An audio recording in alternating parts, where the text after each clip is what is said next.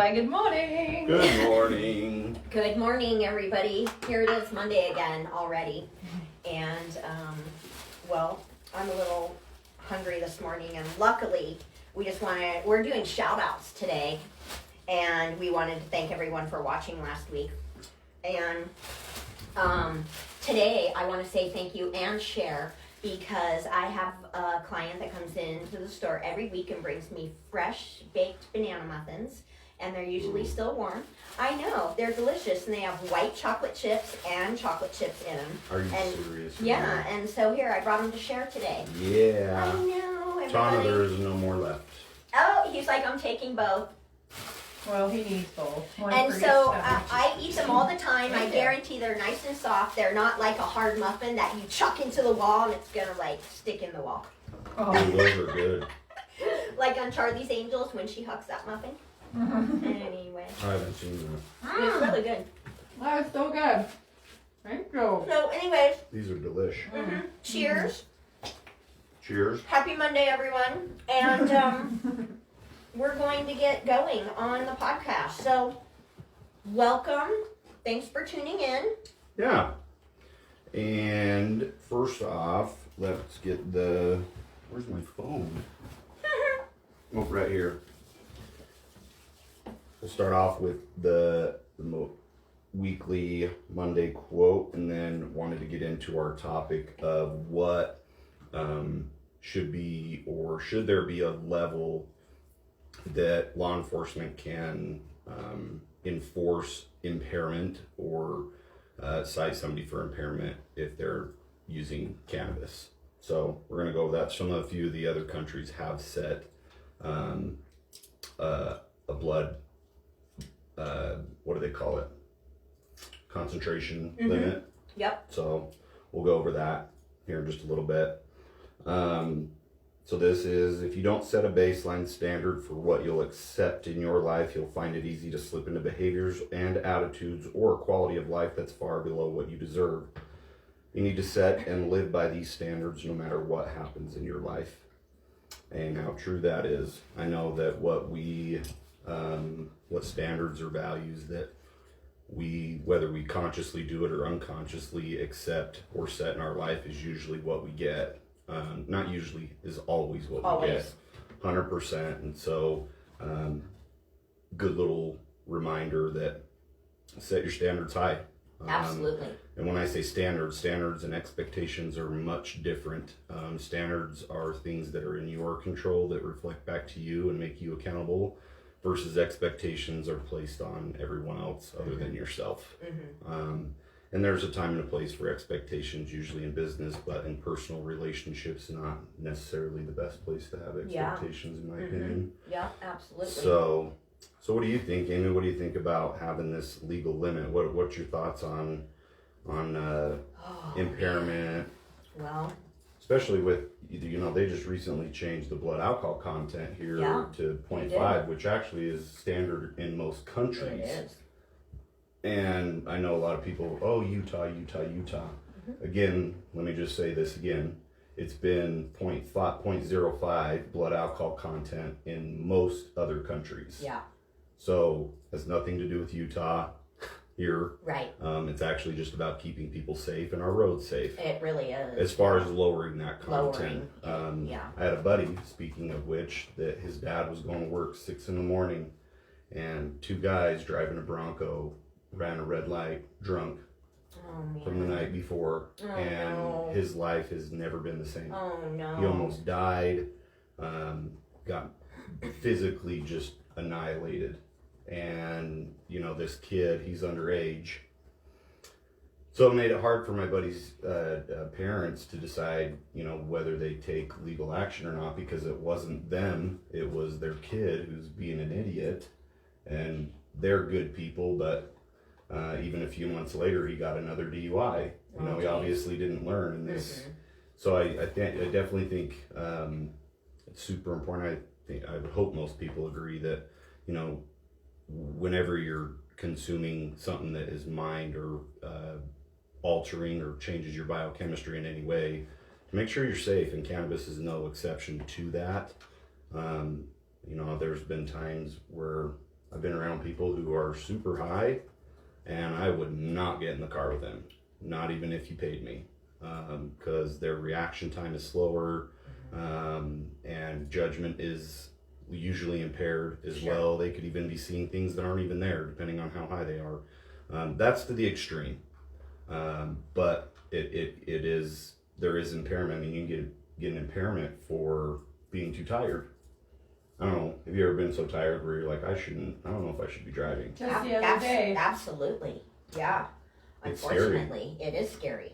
And then there's certain roads and even coming through the salts, pull over if you're tired. So obviously it's a problem when they put signs up on the road. Yeah, and I think so the one interesting thing or I think topic of conversation with cannabis patients and users is, what is that level? How do you determine impairment? Because, from person to person, for example, if we're both patients and we use cannabis, we're going to have different amounts that we consume, forms, even ratios, right? CBD to THC to everything else in between. Everyone's going to be different. And it'll affect you differently than it will affect me. The metabolization is different as well. Strains, all that Strains, stuff. all of it. And I think it's important, I think it's a good topic of conversation of what is that blood content level of THC that would justify impairment, someone not being safe. Right. And I have an article here, but just for kicks and giggles, they measure it by nanograms per milliliter. What do you think a sufficient, and this is going to be kind of a random number, I know, and anybody else can take a guess too, but what do you think a limit for the legal limit of impairment should be for cannabis users? That is such a difficult question because it stays in our system for so long. We have that going for us. If we smoked today, we'll be dirty most likely in still a month. So, let's see. Also, I don't have a full-time chauffeur or any chauffeur, so that means that I should probably consider that. And let's see, a number. You want a number? Mm-hmm.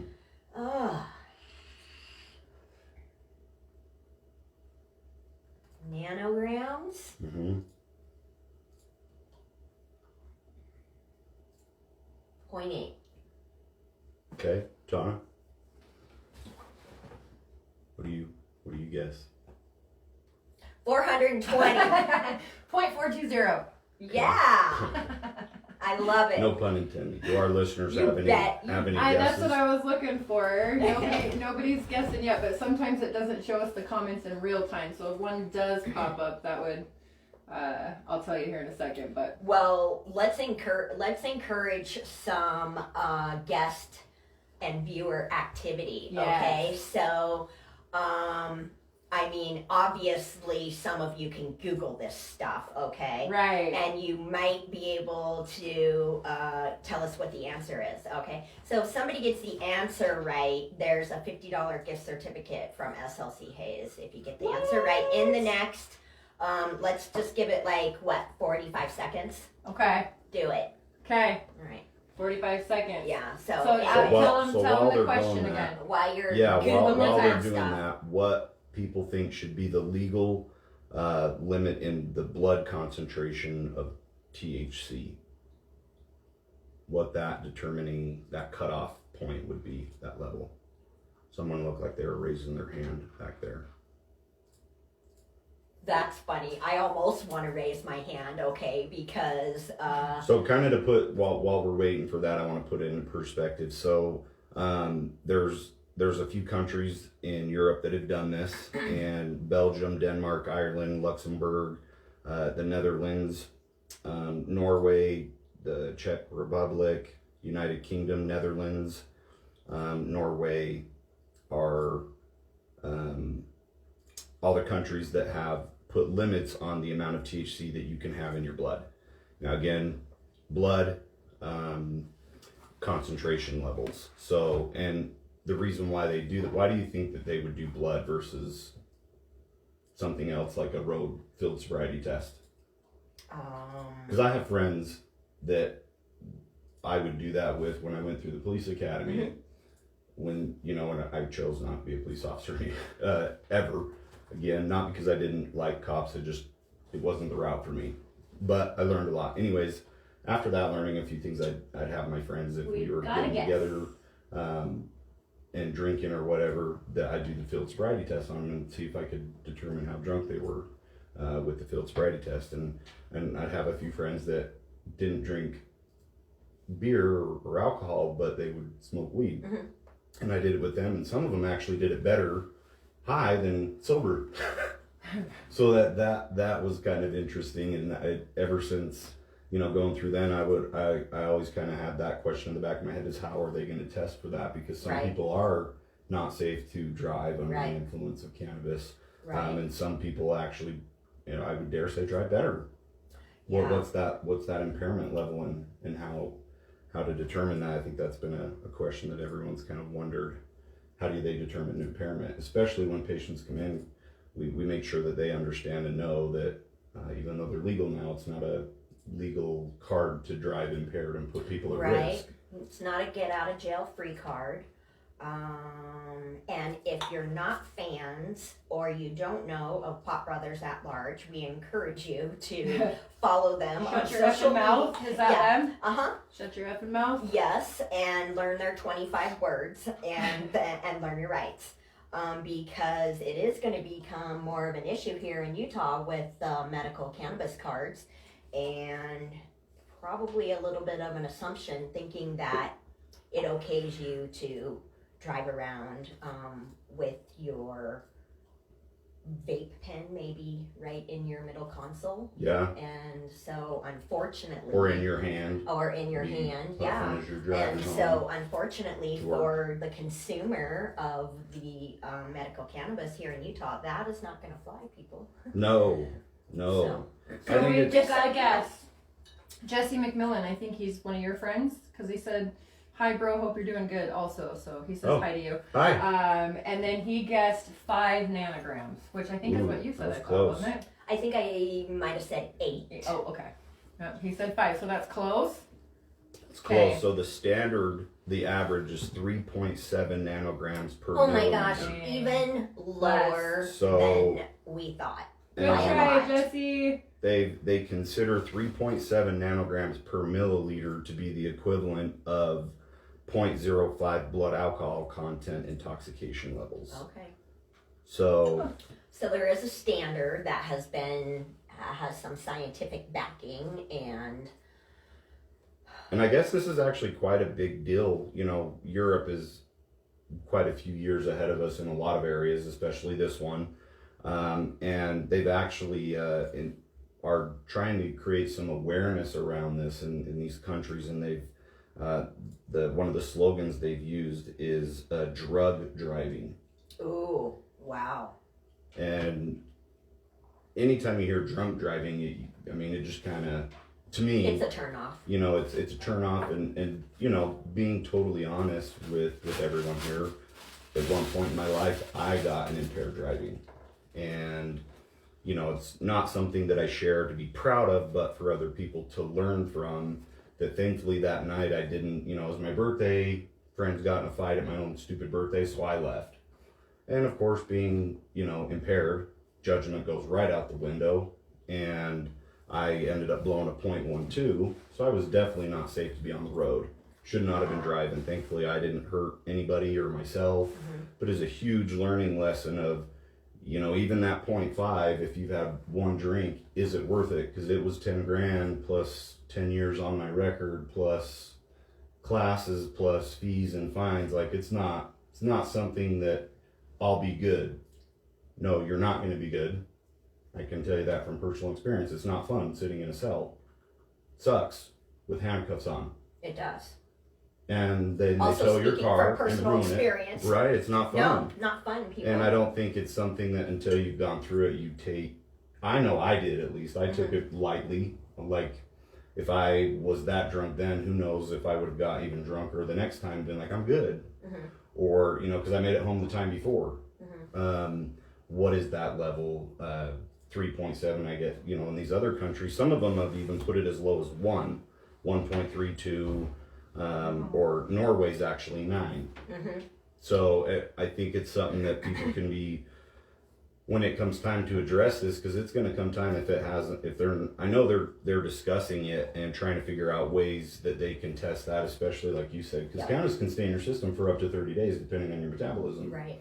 Even people that use the legal CBD that has, you know, the 0.3% THC in it, depending on your metabolism in your body, it can show up positive in a drug test, but it's so minute, but it's also being stored in high levels. If you take it for a long time or in large quantities, it's going to get stored in your fat cells. Right.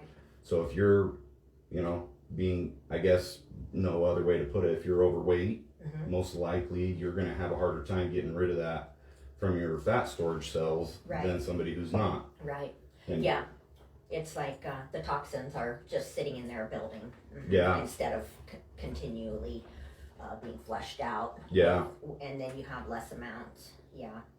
And my handcuff time was because of cannabis and driving.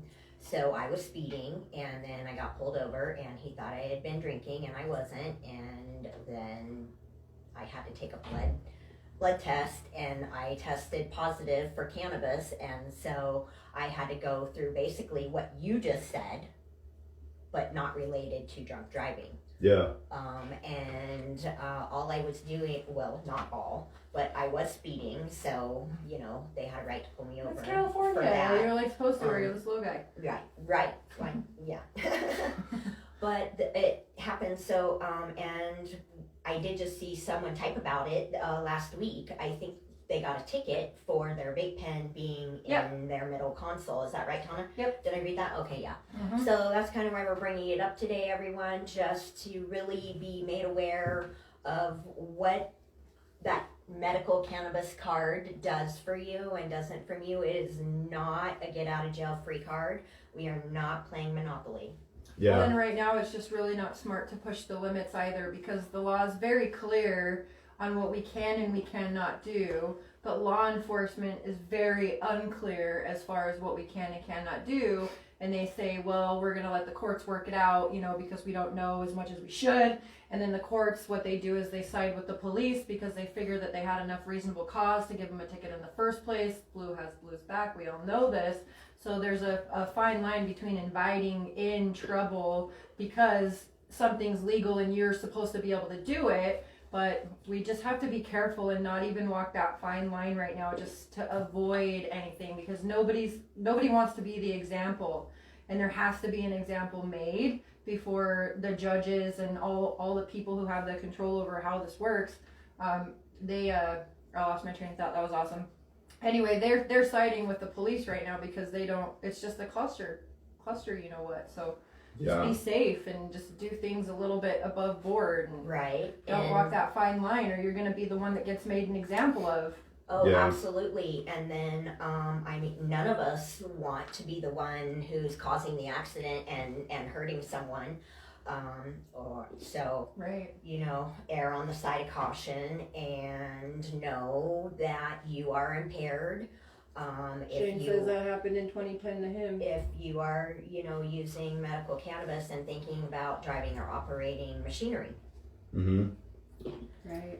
Definitely a safety concern. I think most of everyone would agree with me on, you know, without being a smart ass, that, you know, monitoring and making sure that the law is clear and that we as patients know what that impairment level is. And that's also kind of what the article addresses later too, that I was reading, that you have some other groups that aren't so much, not that they're against the levels, but the range or variety of tolerance levels is so vast and broad, like we were talking about before. How do you determine that? But I would also say on this, I had buddies that could drink all day long, function perfectly fine. Were they safe to drive? Hell no. Hell No. Right. I do think there is a pretty fine line. line. I would assume Mm-hmm. that there would be a pretty fine line of a cutoff limit, regardless of your tolerance, that I would not personally, and as myself as a patient, would not feel okay driving Mm-hmm. or saying I'm safe Mhm. confidently on the road, because it's going to take that one time, Mhm. like you were saying, to be the example, which I definitely don't want to be. I've been the example once, Me too. and I don't want to be it again. No, I like learning Um, lessons. And I think knowledge is Right. power, or potential power, if you're doing something about it. Mm-hmm. You know, and I think a lot of that's really why I bring this up is it's one thing to hear stuff on Facebook or from friends and family and even your QMPs and medical staff. There's a lot of confusion around this. So don't take what somebody tells you as truth, verify it for yourself, because it's going to be that one time where you took your friend's advice or suggestion or what they thought the law was, and now you're got a ticket or you're sitting in jail because you didn't verify yourself. You thought that they knew what they're do it for yourself. I think I was listening to some stuff this morning on my way to the office, and we have to be an active participant, not just in our care, in our lives, but also to save ourselves. Like, I think Sure. all of us in some way are kind of looking for somewhat of a hero to help us, Mhm.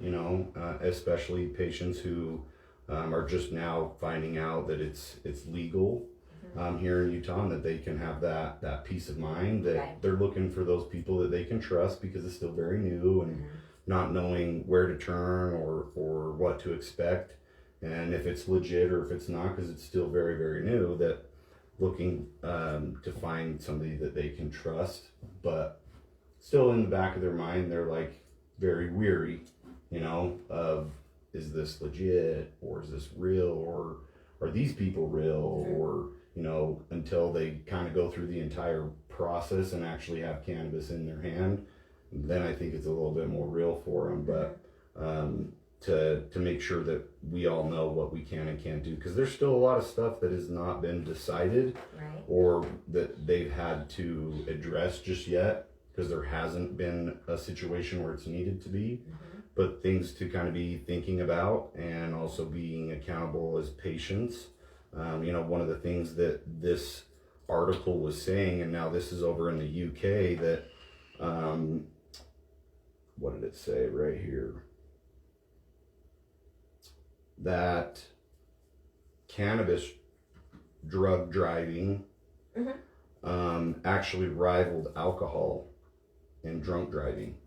They were almost it was about a 60-40 split as far as people who tested positive for You mean the positive test coming back? Wow. Yeah. As in So- and tickets and arrests too. So as far as being a problem, it's quite up there quite with up drunk there. driving It as well. really is, yeah. And I think Okay. that's where and these guys are using I know I said blood test because that's what this says, but in this article they mention a saliva swab test. Yeah, I think there are some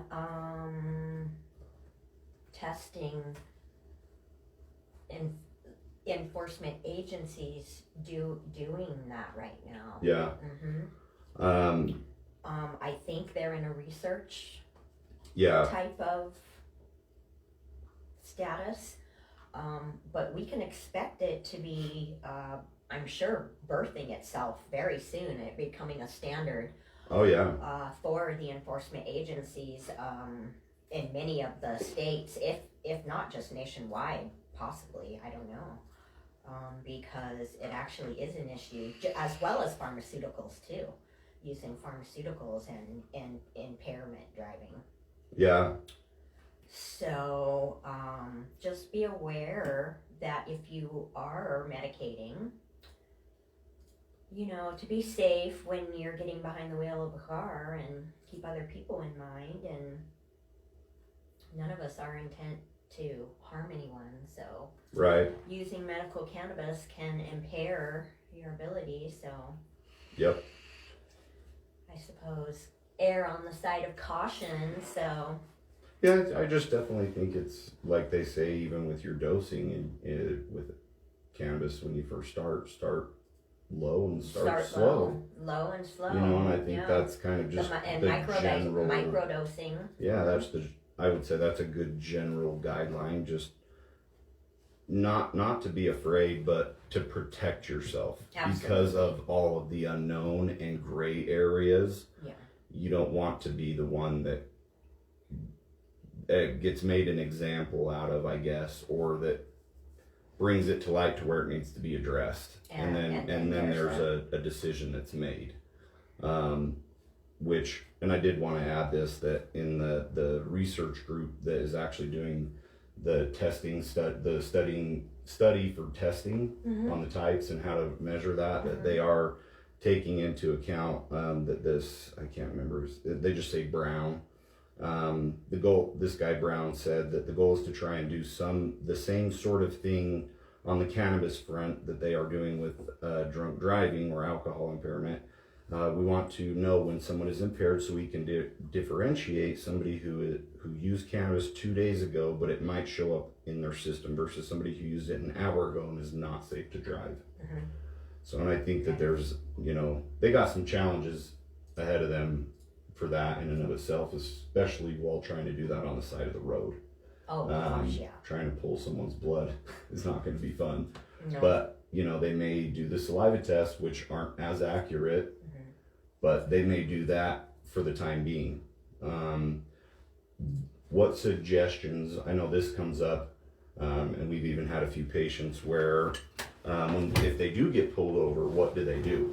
Is it like a concealed? Do they have to show their cannabis card to law enforcement right away, or let them know that they're a cannabis card patient or holder?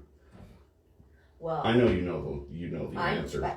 Yeah, I'm gonna go back to the Pot Brothers' advice that they always give, and that's just gonna be to shut the F up. STFU. Yeah, and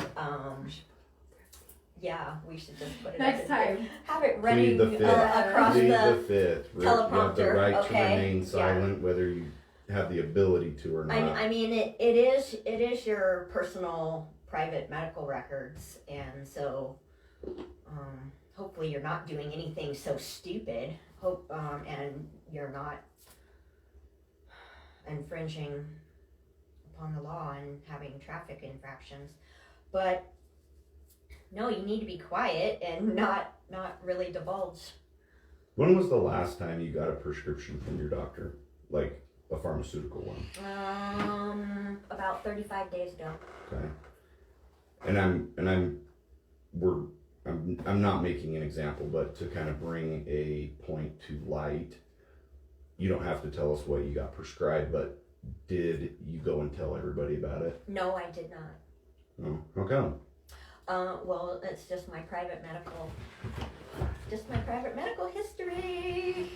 But I'm sure you also We can did put that some up on the teleprompter next time. I'm sure the first. Well, Well, let me ask you this. Here's a better question. When you first got prescribed that the very first time, whatever it was, did you look into it and find out if there's our side effects, or kind of make sure it's not going to absolutely, I alter did. you? So what did you do? Oh, it's actually interesting topic that you bring that up, because it was a cannabinoid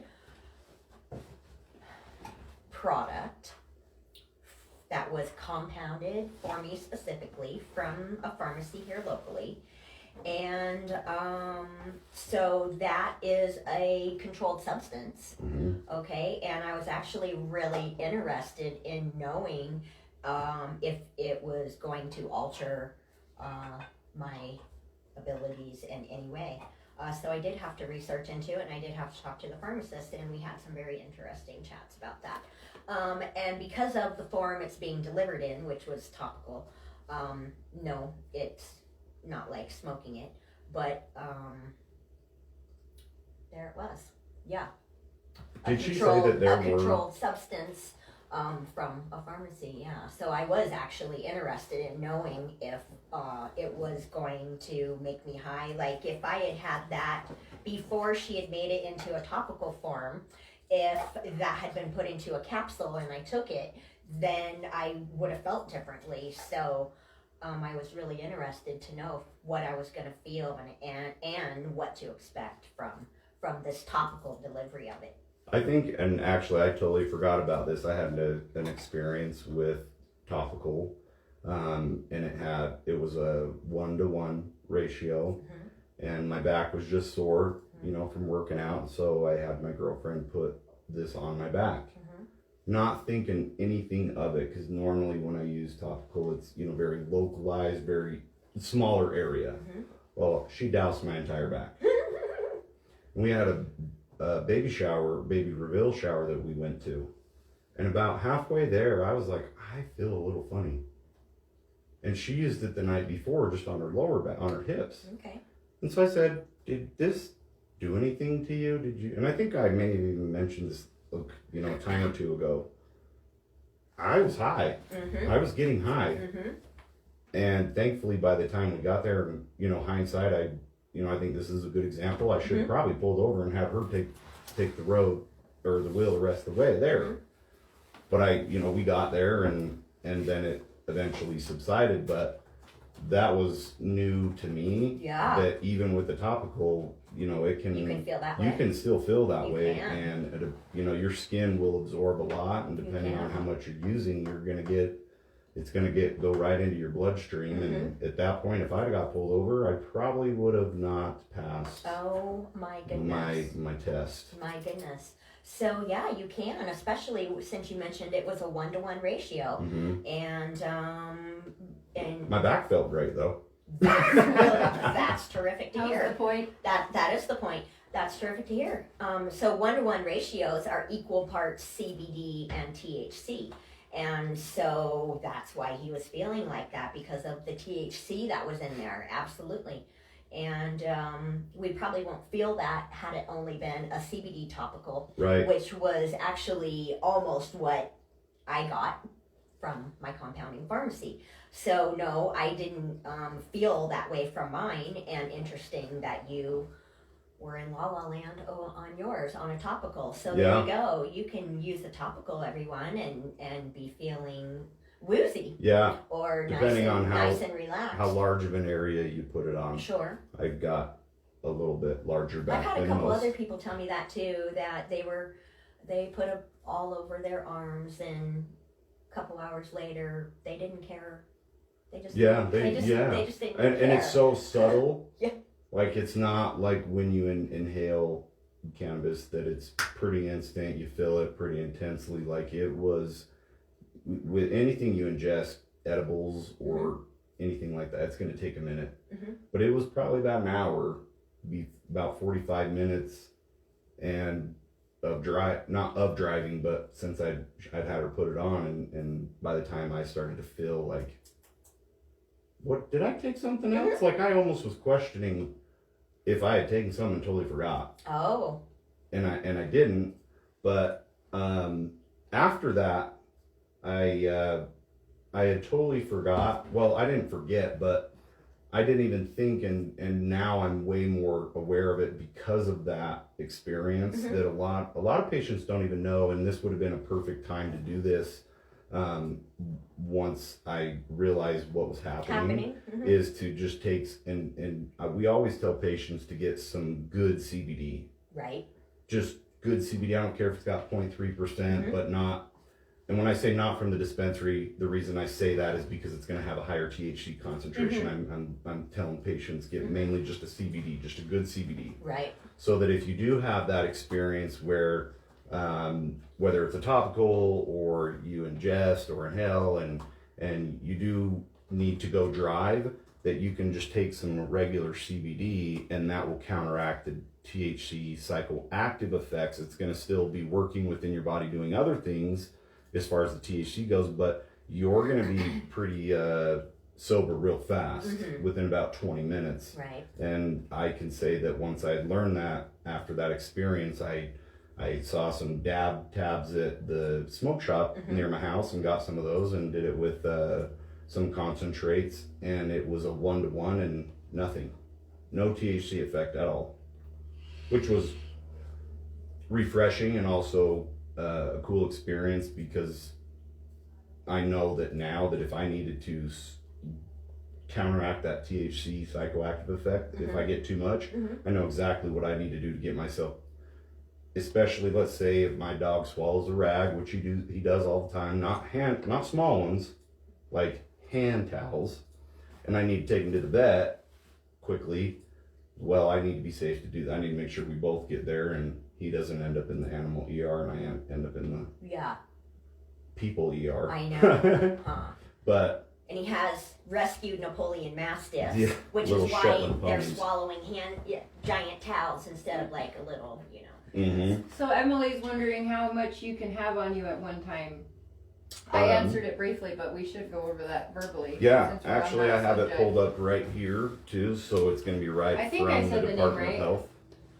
Did Let me I just say your get name that. right, Emily? I don't know. It's Utah. It's not spelled like Emily. A Miley, maybe?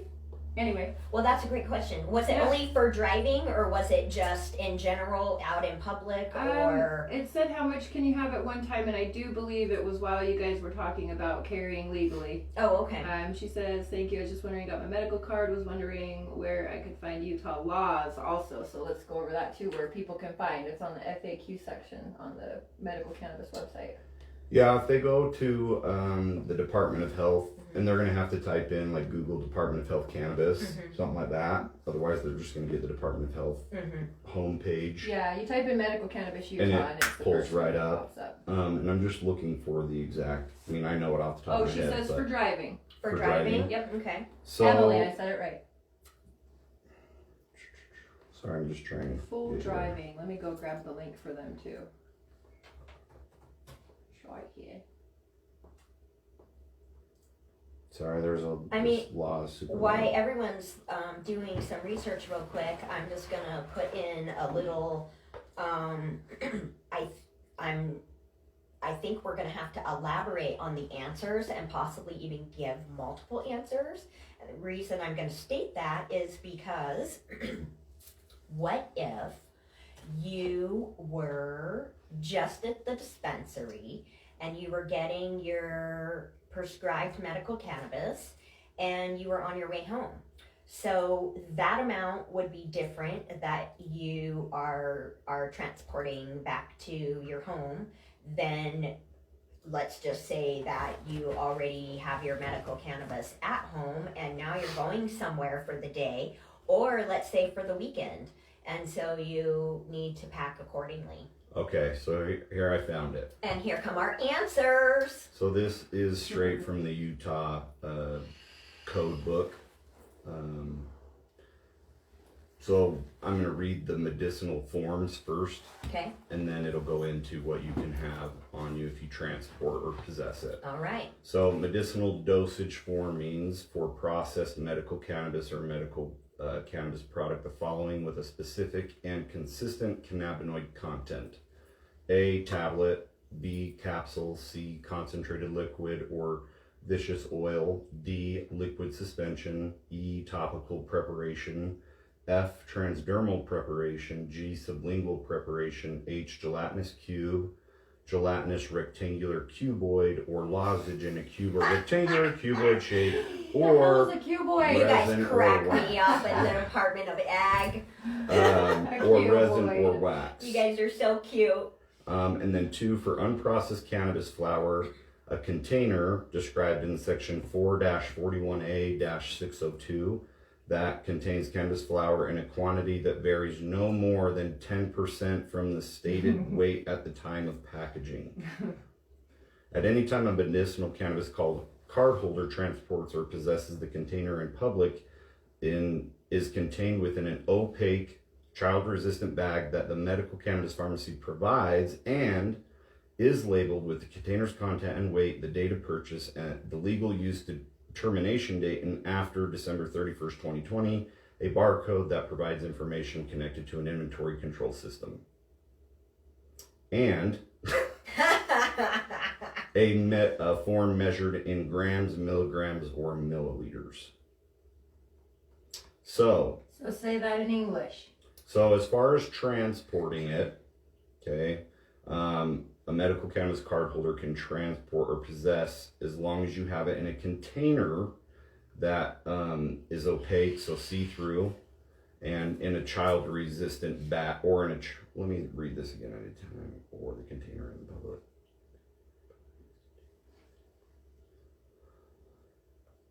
sometimes reading the law is a little tricky because it's usually pretty straightforward, and in order to understand it correctly, you have to know how to read it.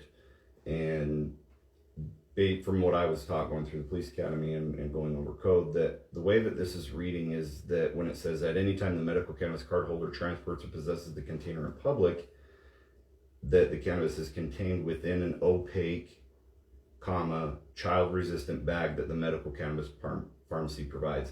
So it's got to be in both. So, wow. So it's not just an realized opaque, that. you're going to have it in a bag too. And so when it says and, so you have A, B, and C, all these things have to be met, not just B. Okay. Otherwise you're going to get in trouble. Okay. Okay, so C is labeled with the container's content and weight, with the date of purchase, the legal use termination date, and then blah, blah, blah after December 31st, 2020.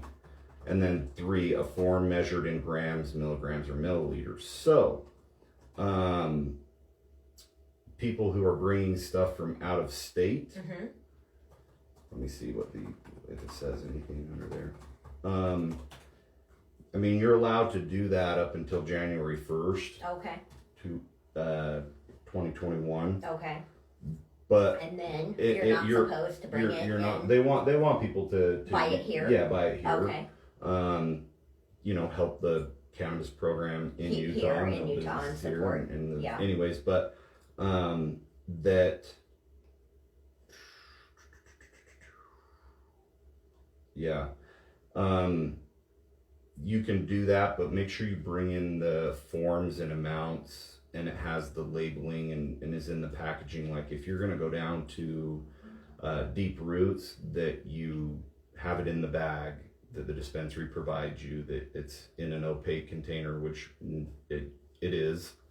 But then also putting it in your trunk, not having it right next to you as you're driving home. Absolutely. Again, not that the police are out to get cannabis patients, they're out to get people who are unsafe, and this is such new uncharted territory that they're treating it very similar to alcohol, that if you had an open container, but it ain't, or even just a alcohol in your cup holder and it's not opened, you could possibly get in trouble for that. Yeah, that's, I think, really where all their concerns are stemming from is, not driving impaired and not being a danger to those others that are out on the road.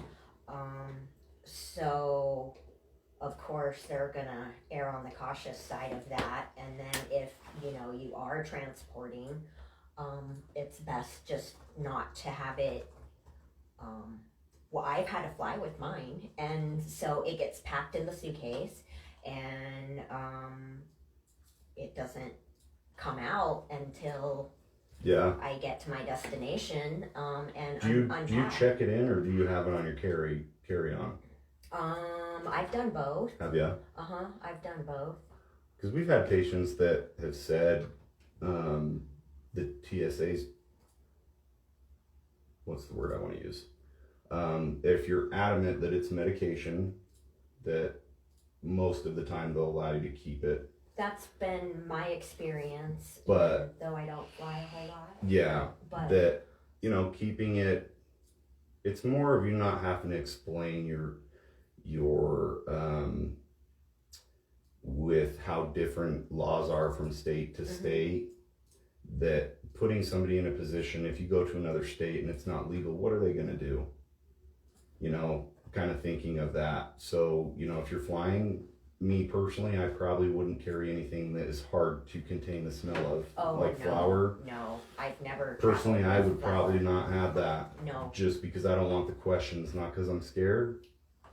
I just don't want the questions. I don't want the inconveniences of having to explain it when I can still medicate myself in other ways. That I don't have to have the questions or the inconveniences of being stopped and then searched and then, who knows, a cavity search. I don't know. You know what I mean? Well, honestly, that's why there were other methods developed from flour, because some people don't like the taste, smell, don't want to smoke, can't, or they don't want to use it in that form.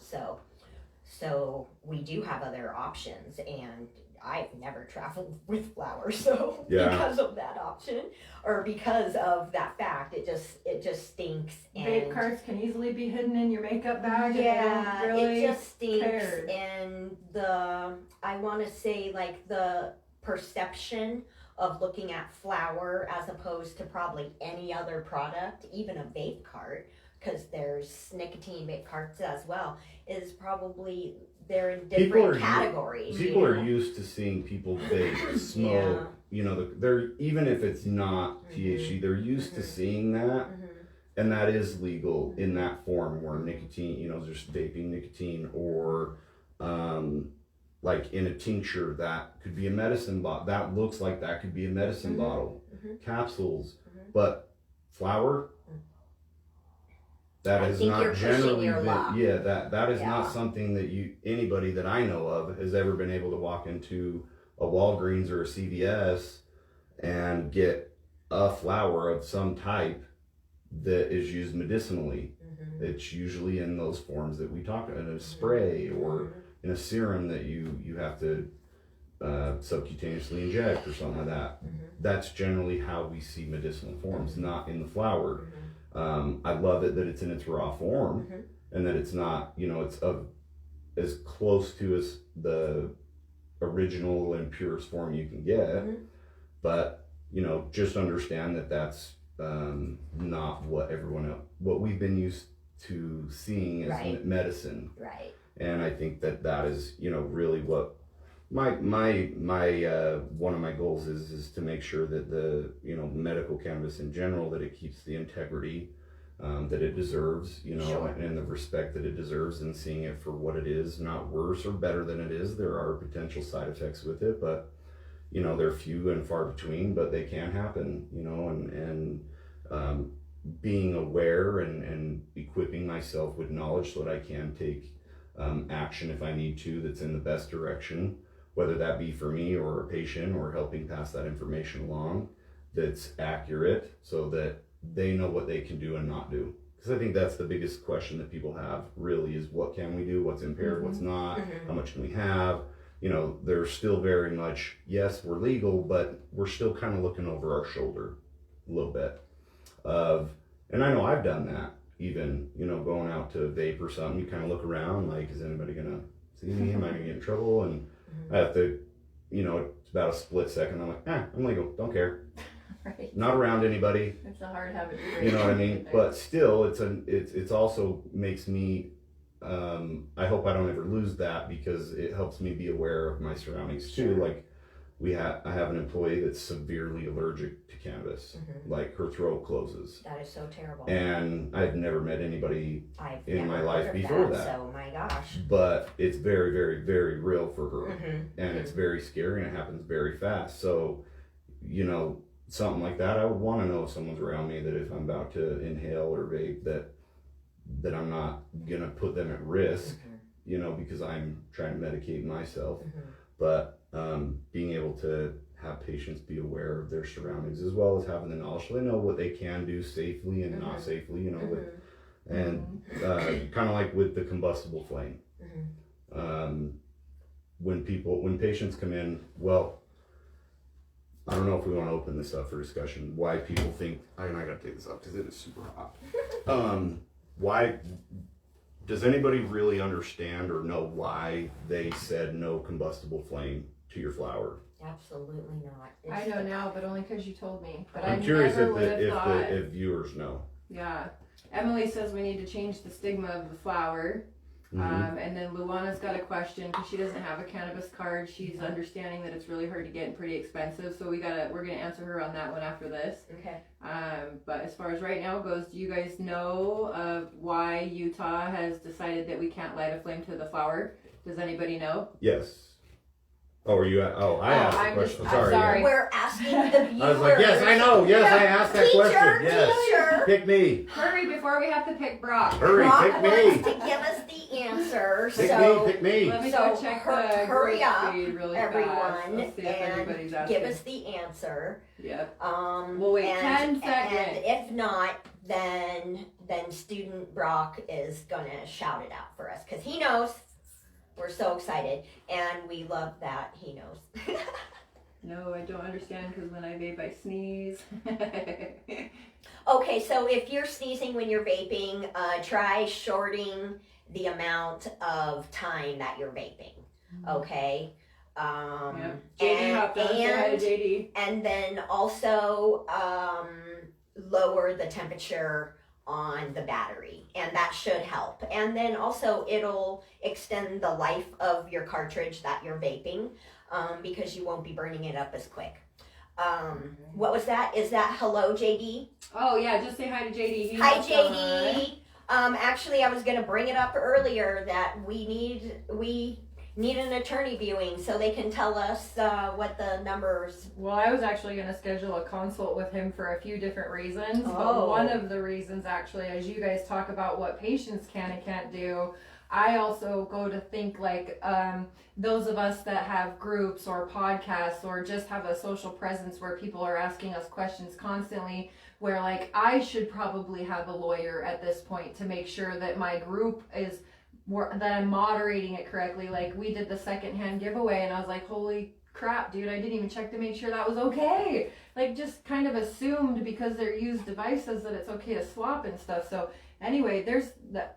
Not only do the patients need to know what to do, but so do we. We need to make sure that we're doing things legally and giving people the right advice. And I would love it if JD had the time to watch the show all the time or watch all my lives just to make sure that I'm not saying anything incorrect and that I'm not putting myself in a position where I'm going to either get sued, put in jail. You know, I try not to do that anyway, so I'm sure anything that I'm doing is not going to be that close, but just for peace of mind, I wonder if there is like a service out there that monitors your social media for you so you know you're staying legal. If not, it's a hell of an idea. Just saying. Like a paralegal or something. Somebody just kind of watching over me what I'm doing, making sure I'm not being an idiot. A can-illegal. A can-illegal, right.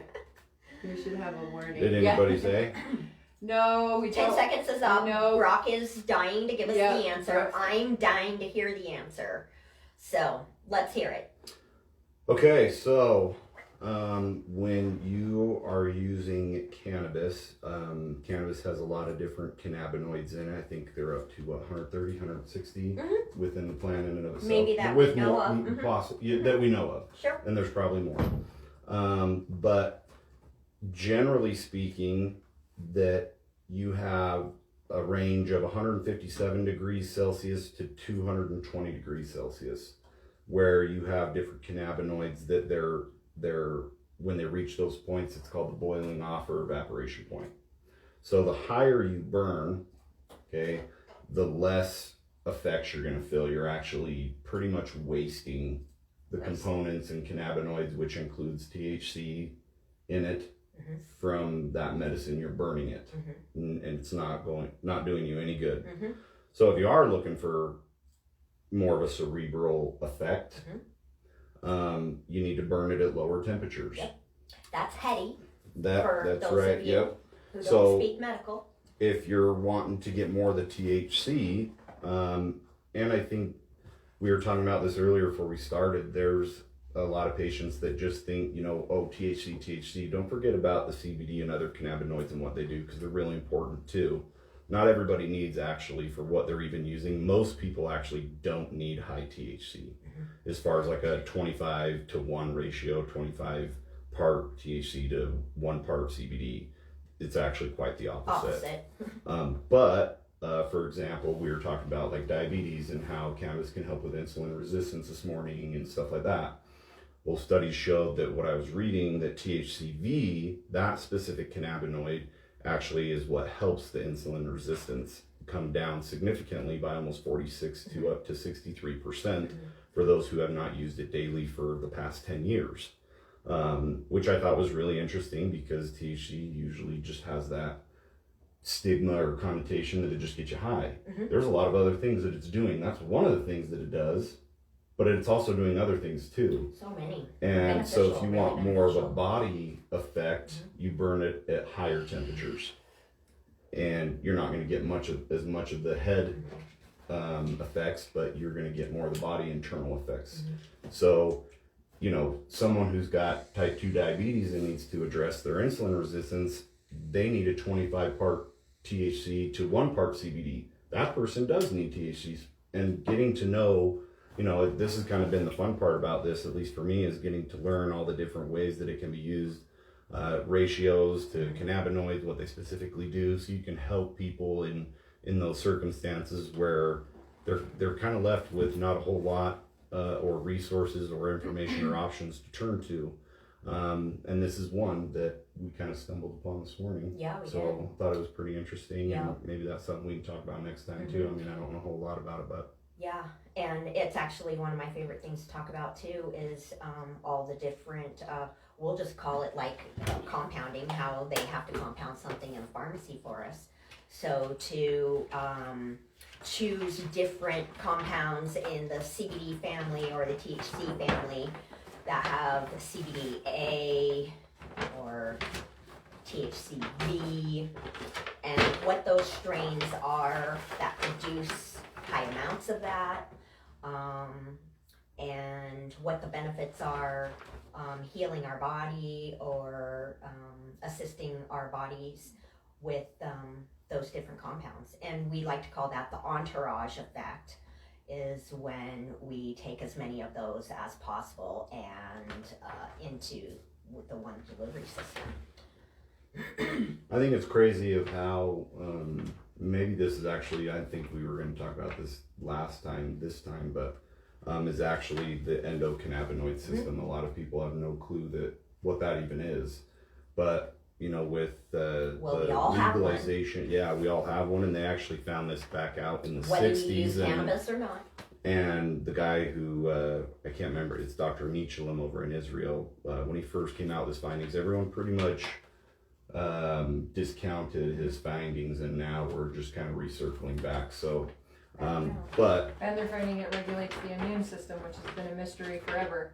I don't know if you can hone in on that, Mystery but forever. every system within the body, right there, that we have, okay, is part of our endocannabinoid system.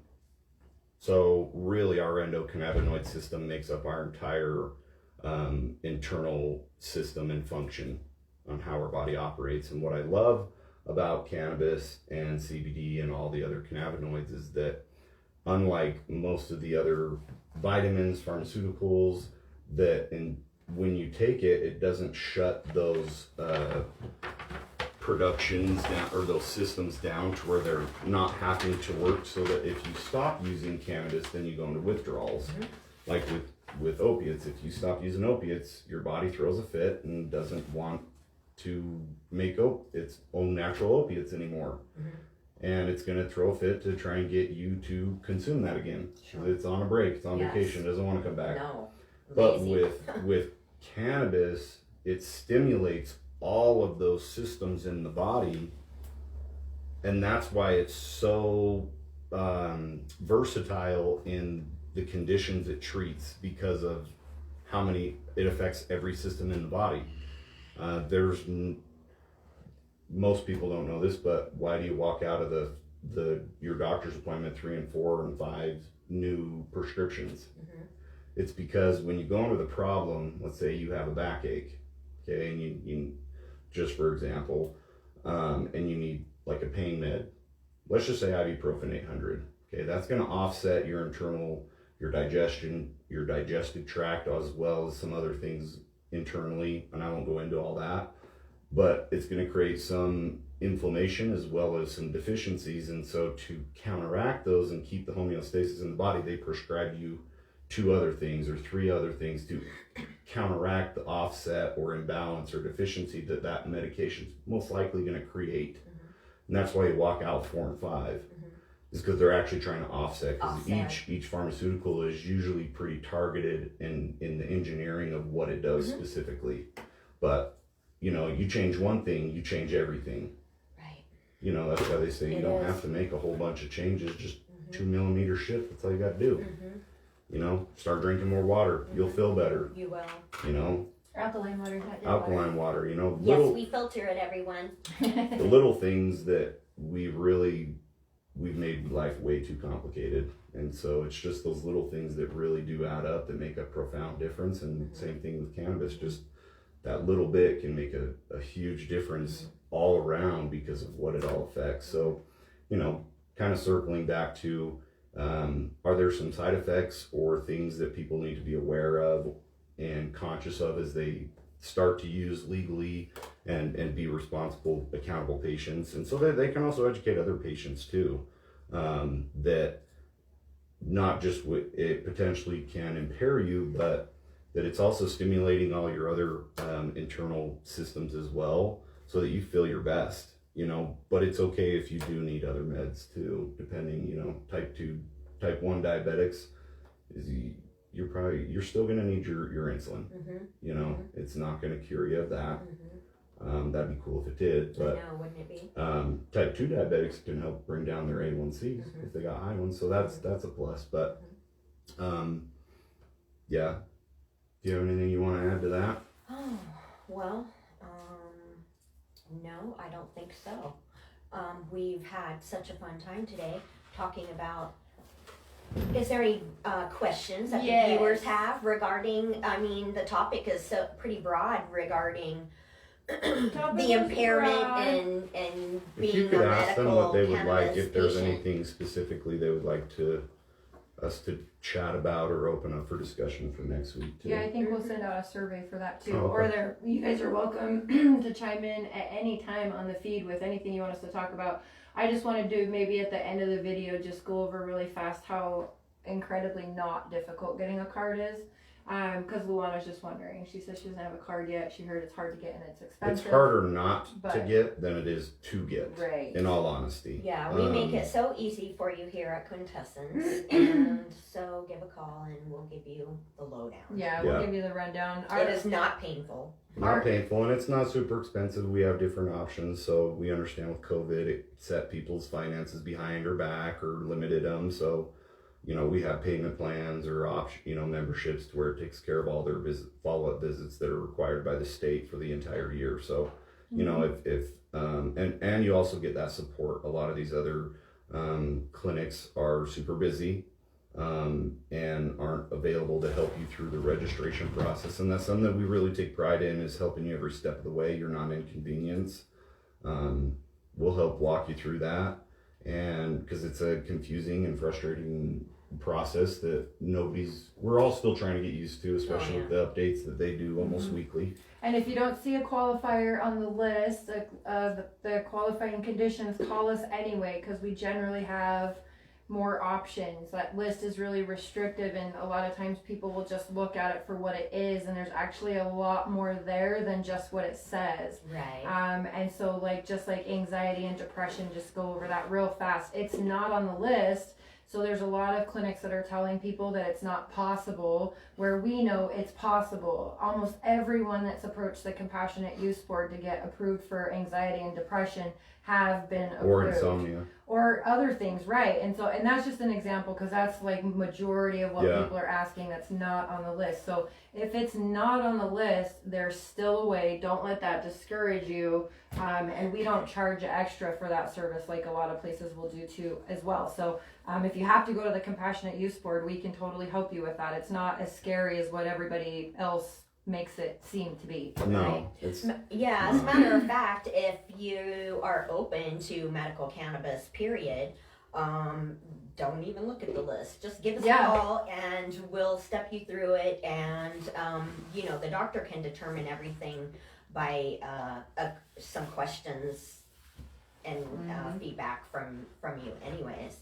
And essentially it's really the doctor's decision to prescribe it. So give us a call and we'll step you through it, and then you'll be on your way with a medical cannabis card.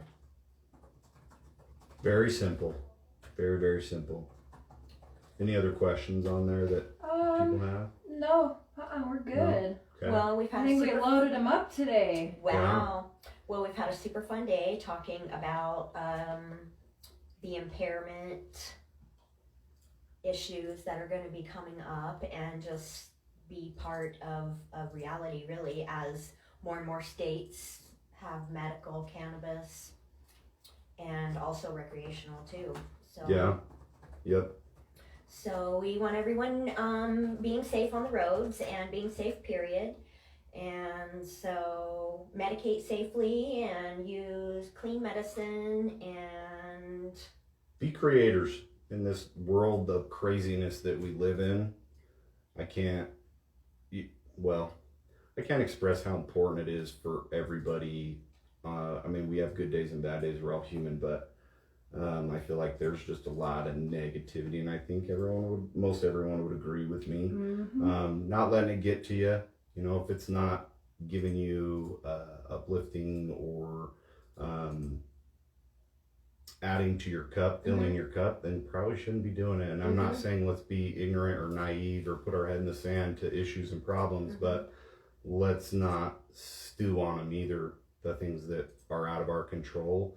And how can we create, you know, I know that nothing's ever going to be perfect, but coming from a place of how can I create, how can I give, how can I be more, do more, give more, because that's really, at least for me, that what life is about. You know, that's what this all started for me. It was a way that I can give back and help people more on a level that I wasn't before, and continuing to find new ways that I can expound on that and help people, whether it's information or suggestions or new services or treatments or whatever that is.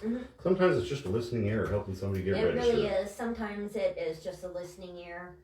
And so for those who are listening to us, we say thank you. Thank you. And for those who need to chat with us, and we say thank you for trusting in us and coming to us to chat. And it's always a good time hanging out with you. I love our energy, and I love what we can pass on to the patients, and a lot of it from personal experience, and so that's really valuable. And those of you who have personal experiences too, we love to hear from you. So Right. So let us know what they are and what you want to chat about. We'll have them on, and I totally just lost it again, but that's fine. You keep losing your yeah, we're gonna It's be out and Monday. about, so It's you guys Monday. keep watching is what I was gonna say. Keep watching, it's gonna keep getting better. You guys know this is only the third one we've done. We're gonna fix our setup on the wall back here so the TV's actually in the screenshot, Yeah, we so we change can every week. show never you know what guys to stuff and just be a little bit more interactive. But while we're getting used to it, just keep coming back and keep watching, and it'll keep getting better from here. Yeah, we're really excited to be growing with you and just sharing positive experiences. And I'm going to throw out a challenge too. oh, we real love quick. challenges. For Do next it. week, I would like everybody to actually do some research on medical cannabis, and it can be whatever, but next week I'd like to hear what people learned that they didn't know. Okay. Either how it can be used, or, you know, I don't care what it is, but I didn't know this. Okay. And just see what people come up with. Okay, and, cool. and please make sure that whatever you do find or research, that it's from a reputable source, not just, you know, Teen Vogue magazine or whatever the Right. crap is out there now.